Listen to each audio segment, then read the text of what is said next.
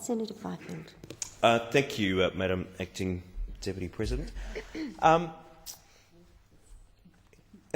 stand here in the chamber tonight and look down at the list of bills which are being considered together, there is a temptation to go through each of the bills, to talk about each of the schedules, to examine the purpose of the carbon tax, to look at the efficacy of the mechanism, to look at the compensation arrangements, to look at all of the consequential provisions of other pieces of legislation. That is a temptation, but I think to do so would be a mistake, because the real significance of the debate that we are having here today isn't actually the substance of the bills, isn't actually the provisions contained therein. The real subject matter of the debate that we are having here is that of deceit, is that of a government which went to the last election with a solemn pledge that it would not introduce a carbon tax. And the exact phraseology used by the Prime Minister was that there will be no carbon tax under a government I lead. And she was echoed in that sentiment by the Treasurer, who referred to the hysteria that people were expressing who believed that a Labor government could possibly introduce a carbon tax. He referred to that as hysteria, and anyone who had the temerity to doubt the statement of the Prime Minister that there will be no carbon tax under a government that I lead was basically branded an hysteric. And so the Australian people took the word of the Prime Minister, took the word of the Treasurer in good faith. And they cast their ballots, whether it be for the government, whether it be for coalition parties, whether it be for another party. They cast their ballots in the sure and certain knowledge that if Labor reformed government, they would not introduce a carbon tax. Now, we know all too well and all too clearly that what the Prime Minister said before the last election represents perhaps the most blatant, clear and unequivocal lie in recent Australian political history. And that is why, Madam Acting Deputy President, I say that it would be a mistake in this debate to focus on the provisions of the bills. That is what the government would like us to do, and indeed that is what many government senators are doing, are looking at the actual provisions of the bills. But to do so obscures the very reason that we are here in the first place, and that is because those opposite are seeking to give effect to a fundamental breach of promise. Madam Acting Deputy President, I do, however, at the outset just want to focus a little bit on my home state of Victoria. My state of Victoria will be hit first, and it will be hit hardest by the carbon tax. The reason for that is that Victoria has a great comparative advantage. It has access to a cheap energy supply. It has access to cheap brown coal. It has been the underpinning of Victorian industry. It has been the underpinning of the success of many Victorian businesses, that they can access such a cheap and constant power supply. Another reason why I say and contend that Victoria will be hit first and hardest by a carbon tax is the importance of manufacturing to the Victorian economy.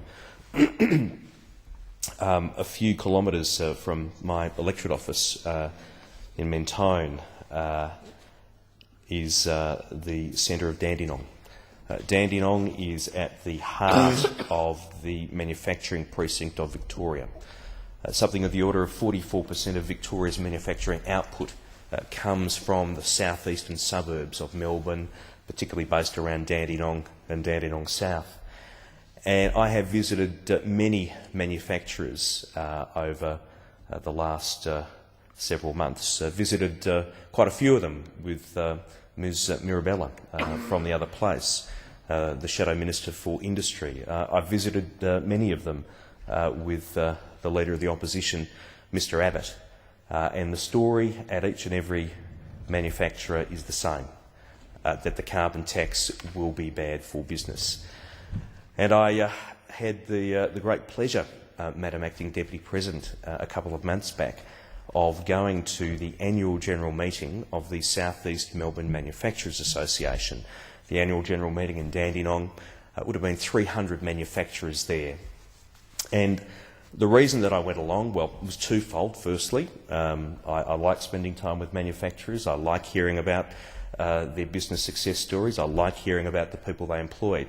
But the other reason that I went along to the annual general meeting of the South East Melbourne Manufacturers Association was because of the guest speaker at that annual general meeting, who was Mr Mark Dreyfus QC, the member for Isaacs and the Parliamentary Secretary for Carbon Tax. And Mr Dreyfus, I've got to hand it to him, he did have a fair bit of front. He addressed these 300 manufacturers on the topic of the carbon tax and why it's good for your business. That was an audacious thing to do, but clearly he has the strength of his convictions. And so Mr Dreyfus was standing there addressing 300 manufacturers on the subject of the carbon tax and why it's good for your business. And when it came time for questions, one manufacturer stood up and said, Mr Dreyfus, my business, our electricity bill is $120,000 a year, and it's going to go up by 10%. Mr Dreyfus listened to that. Another manufacturer stood up and said, Mr Dreyfus, I can top that. My manufacturing business, our power bill, it is going to increase under a carbon tax by $130,000 a year. An electricity bill increase of $130,000 a year. And Mr Dreyfus's response to that was words to the effect of, well, I think that just goes to prove my point that the effect of a carbon tax will be modest. Another manufacturer got to his feet and said, Mr Dreyfus, we're in the medical devices business. One of our leading products costs $1,500 a year to produce. We have a margin on that product of $5, and the carbon tax is going to wipe that margin off. The response of Mr Dreyfus to that manufacturer was, well, I think what that tells us is that your business has other problems, doesn't it? The arrogance, the condescension, the lack of understanding of what it actually takes to build a business, to invest your capital, to take a risk, to employ people. No understanding at all. The best that I can say of Mr Dreyfus in that circumstance was that at least he had the guts to front up. At least he had the guts to do that, but he was, I've got to say, on a hiding to nothing, and quite rightly so. Madam Acting Deputy President, I have been spending a fair bit of time in my part of Melbourne. On Saturday mornings, I like to get out, visit a shopping centre, set up a card table, pull up a few banners. The wording on them, you might be interested, Madam Acting Deputy President, says, say no, stop Labor's carbon tax, in lovely bright yellow letters on a crisp black background, usually flanked by two of those. And with some friends, we collect petitions against the carbon tax. And I've got to say, Madam Acting Deputy President, I have been bowled over in the rush of people saying, where do I sign? Where's a pen? Let me put my name down. How do I get rid of this government? Come on, you guys, you know, what are you doing? Can't you get rid of this government? How do we stop this carbon tax? And it's happened time and again, Madam Acting Deputy President. I set up my card table with my friends in the shopping centre of Berwick, in the seat of Ms Laura Smythe, the member for Latrobe. And I've got to say, Madam Acting Deputy President, I was bowled over. People saying, where do I sign? How do I stop this tax? How do we get rid of this government? Another Saturday morning, I set up my card table in Mordialloc, in front of the Safeways there, in the electorate of Mr Mark Dreyfus QC, the local member for the seat of Isaacs. And again, the same thing, bowled over, people saying, where can I sign? How do we stop this government? How do we get rid of this carbon tax? Another Saturday morning, I set up my card table at Dingley Village shops, in the electorate of Mr Simon Crean, the electorate of Hotham. The same thing, Madam Acting Deputy President. People saying, give me a pen, where do I sign? How do we get rid of this government? How do we stop this tax? Another Saturday morning, Madam Acting Deputy President, at the Cranbourne shops, set my card table up in the electorate of Mr Anthony Byrne, the member for Holt. And the same thing, where do I sign? How do we stop this government? How do we stop this tax? It was the same thing over and over and over again. And the reason why there was that passion, the reason why we obtained literally thousands of signatures from people, the reason, Madam Acting Deputy President, is because these people feel like they've been jibbed, if I can use that technical term. They know they were lied to, they know they were fibbed to, they know they were sold a bill of goods, they know they were told there will not be a carbon tax, and they feel ripped off and they are not happy about it, and they shouldn't be happy about it, because there should be a fundamental bond of trust between the electors and the elected. And this government has broken that fundamental bond of trust, and the Australian people are not happy about it. Madam Acting Deputy President, I know you're interested in what I do with my Saturday mornings, and you're probably also interested in what I do with my Friday nights. Madam Acting Deputy President, on the night that Her Majesty had a reception here in the Great Hall, I could not attend. I conveyed my apologies because I had a prior engagement. And that prior engagement was in a hall in the suburb of Cheltenham, in the southeast suburbs of Melbourne.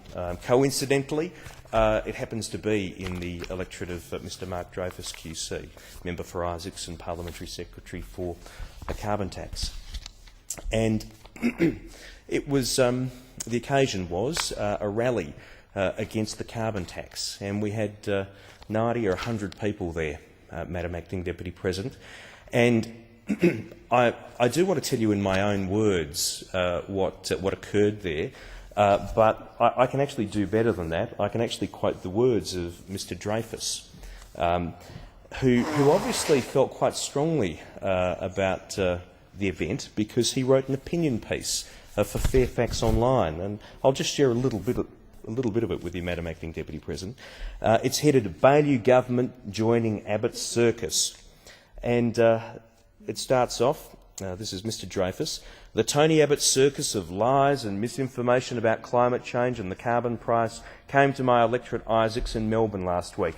And this time, the state Baillieu government joined the show, with no less than 6 state MPs lining up to deceive and alarm the residents and business people of southern suburban Cheltenham." I mean, quite frankly, I think it's good to see state MPs out working on a Friday night. And continued, Madam Acting Deputy President, "On stage before a not-so-large crowd of about 90 I think 90 people on a Saturday night, on a Friday night about a public policy issue is actually not bad. And I think you've got to be pretty arrogant as a local member to disparage 90 of your constituents who are gathering on a Friday night. Anyway, Mr Dreyfus says, "On stage before a not-so-large crowd of about 90 were Liberal federal frontbenchers Andrew Robb and Senator Matthias Cormann, who came all the way from WA to recite his slogans, State Energy Minister Michael O'Brien and Ringmaster Senator Mitch Fifield." In the audience were state Liberal MPs Inga Powlich, Murray Thompson, Lorraine Refford, Donna Bauer and Elizabeth Miller. That's 9 Liberal MPs in attendance at the circus. I mean, I actually think it's a good thing that you've got 9 members of parliament out there meeting their constituents, talking to them, listening to them. I mean, that's not something to be disparaged. It's a good thing, having members of parliament out and about, having their constituents there engaging. That's a good thing. And he continues, Mr Dreyfus, that is, the performers Rob, Cormann, O'Brien and Firefield spouted the usual Liberal false claims. Well, I've got a little bit of advice for Mr Dreyfus. If one of your political opponents has got under your skin, don't let them know. Don't write an opinion piece for the paper. Just pretend it's water off a duck's back. But anyway, I'm grateful to him for putting pen to paper. It's given a lot of encouragement to many to continue the fight, Madam Acting Deputy President. But my point is, of course, that Labor are out of touch and that they still do not understand that you cannot fib, you cannot lie to the Australian people and expect them to say, that's okay, no worries, think nothing of it. Madam Acting Deputy President, that fundamental bond of trust which I spoke of before between the electors and the elected has been broken. Now, it's bad enough that that's been broken. It's bad enough that this government didn't do the decent thing and take the carbon tax to the last election. But we don't expect much better from the Australian Labor Party. It's bad enough that they did that, but I'm tempted to say almost worse, but it's not worse than that because nothing can be worse than lying to the Australian people. But you would have thought, having lied to the Australian people, that to try and reclaim a bit of dignity, to try and reclaim a bit of decency, you would actually ensure that there was a decent parliamentary process, that there was actually proper scrutiny in this place. And we know the analogy that many on this side have cited before of the goods and services tax, a new tax system, 5 months of parliamentary inquiry, countless Senate committees meeting concurrently to examine that important legislation. Well, this legislation, this package of legislation which is before us here, will have a much greater effect, and not for the good, on the Australian people. And it was disappointing, would be an understatement, Madam Acting Deputy President, that only 2 weeks were provided for the Australian Senate to look at this legislation. 2 weeks. This week, which is apparently meant to be all for second readers, and next week for the committee stage. Now, it's bad enough that a motion was put through this place which would bring a guillotine into effect to terminate the second reading stage. I think at 3:45 on Thursday. It was bad enough that the guillotine was put into effect to terminate all stages of the bill, regardless of where we're at, or to bring them to conclusion at the end of Thursday next week. That was bad enough. But we have the incredible situation today where that is going to change, where tomorrow the government, with the connivance of the Greens, is going to seek to bring this package of bills to conclusion by 11 o'clock next Tuesday. Now, this is in stark contrast to the words of the Leader of the Government in the Senate, Mr Evans, Senator Evans, who said in his press release of the 21st of September, the Senate will have more than 2 full weeks. The Senate will have more than 2 full weeks to debate the clean energy package of bills. Well, Madam Acting Deputy President, that's not true. Nope. That's a fib. The Senate will not have 2 full weeks. The Senate will not even have a week and a half because the guillotine is being brought forward. What we're talking about here is a gag on a gag. I like that. Madam Acting Deputy President, this is shameless. This is shameless, Madam Acting Deputy President, having a gag on a gag. We were promised that there would be 2 full weeks of debate. We don't think that's enough. Personally, I think there should have been about 5 months of appropriate examination. But the ultimate deceit was Senator Evans' press release today, which is about putting a gag on a gag, which is headed extended sitting hours for Senate to pass clean energy package. Talk about doublethink, extended sitting hours. No, the government is not extending sitting hours. They're putting a gag on a gag. They're bringing a guillotine forward from a Thursday to a Tuesday. That's not extending hours, that's truncating hours, that's curtailing debate. And, Madam Acting Deputy President, it is an outrage, compounding the fact that this government lied to the electorate at the last election, compounding the fact that they have not provided proper parliamentary scrutiny. What they are now doing is truncating the limited parliamentary scrutiny that is available. Madam Acting Deputy President, this is appalling. This bill should be opposed. This legislation should be opposed.